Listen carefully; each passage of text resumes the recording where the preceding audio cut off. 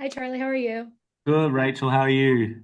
Doing great. So, how many people today have looked at you and said, "Gaslight, gatekeep, girl boss" about some?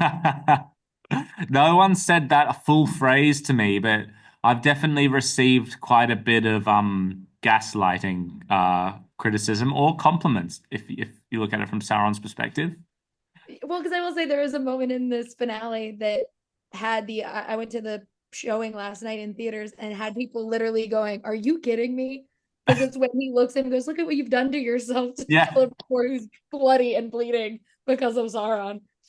But Yeah, that's a getting to play classic. that side of uh, a quote unquote evil villain, how is it for you when you get to lean into that more like sinister side of Sauron and really just kind of have what looks like a lot of fun? Yeah, that has been one of the joys of doing it. And the real challenge was balancing that with like the truth of the character, because it all has to come from the truth. It can't just be like, I think it loses its effect if you're just playing evil for evil's sake. And sometimes when you watch things, you're like, it doesn't quite ring true when you see people doing it. So for me, the challenge was to really have fun and lean into that element of the character, but it all comes from, and it's in the writing as well, his desire for control, right? Mhm. And um, yeah, but it was a lot of fun. It was a really, really fun season. When it's at the end, I also was like, I know I can't trust Sauron, but he's just like, he kind of wants a queen. And I'm like, why feel bad for him? Maybe he's just lonely. Exactly. He's just lonely. He wanted a queen and she rejected him. And then, he could have had like a real creative artist partner in Keller Brimborth, them working together, and then he starts misbehaving. So it's just he's the real victim here. I do want to talk about because it was shown online that the scene where Sauron walks outside and all the light shifts was done practically, and you got to kind of Yeah. see that in real time. For you as an actor, what is that like being able to step out onto a set and not have to like imagine what the audience is going to see and actually get to live that kind of transition?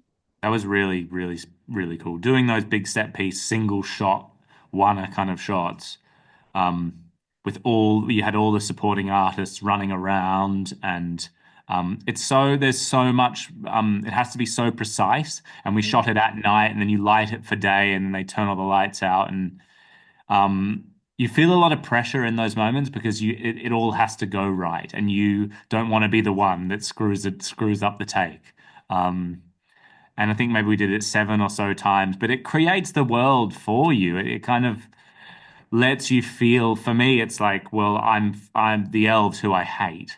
One of their major strongholds is crumbling around me, and I'm walking through the middle of it, and I getting a lot of satisfaction as Sauron, but like the work is done for you because you're seeing the carnage.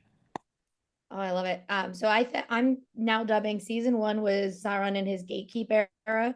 This was Gaslight. So in season three, I need him to be a girl boss. Girl And boss, okay. so then you can complete the trifecta of all three. Perfect.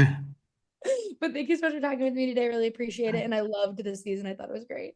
Oh, thank you very much. All the Thank you. Have a best. great one. Thanks, Rachel.